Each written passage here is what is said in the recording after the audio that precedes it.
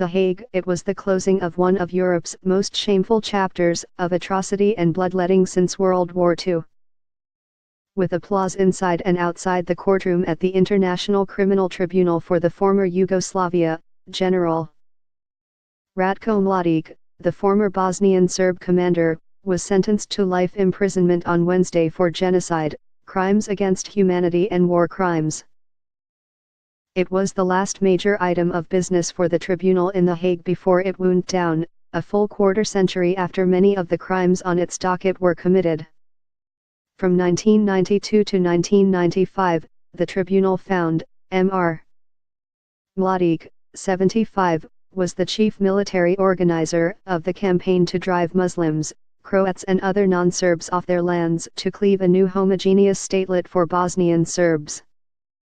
The deadliest year of the campaign was 1992, when 45,000 people died, often in their homes, on the streets or in a string of concentration camps. Others perished in the siege of Sarajevo, the Bosnian capital, where snipers and shelling terrorized residents for more than 3 years, and in the mass executions of 8,000 Muslim men and boys after Mr.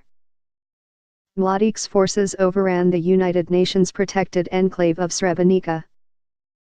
Sitting impassively at first in the court in a blue suit and tie, Mr.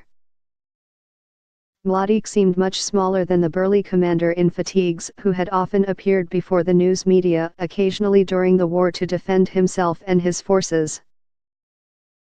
At one point, Mr. Mladic disappeared from the court, apparently to receive treatment for a dangerous surge in blood pressure. Upon returning, he began shouting at the court in a dispute over his blood pressure. "You are lying, you are lying, you are lying," he yelled at the bench. The judges then ordered him removed. In pronouncing the life sentence, the presiding judge, Alphonse Ori, said that Mr.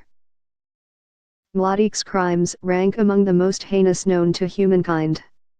Mr. Mladic's lawyers said they would appeal. But if Mr. Mladic's punishment drew a line of sorts, juridically at least it was a halting and ambivalent marker between Europe's epochs of uncertainty. Far from the quieted theaters of Balkan conflict, nationalist passions, the clamor for redrawn frontiers and collisions of faith are rising anew, not to the crump of mortar fire and the stutter of machine guns, but in the recharting of the political landscape. In October, Austria became the latest European nation to veer to the right, following Hungary and Poland. In Germany, the far-right Alternative for Germany secured enough votes in national elections in September to enter parliament for the first time. In many lands there is a sense of flux, from the secessionist yearnings of Catalonia in Spain to Britain's planned departure from the European Union. Some of those passions are drawn from the angry response among Germans and other Europeans to Chancellor Angela Merkel's readiness to open Germany's frontiers to hundreds of thousands of Muslim refugees from Syria and elsewhere, many of whom passed through Serbia on their way north. In Britain, many who voted in June 2016 to leave the European Union did so, they said, out of resentment of outsiders' influence over their destinies and the presence of what they saw as unchecked European immigrants.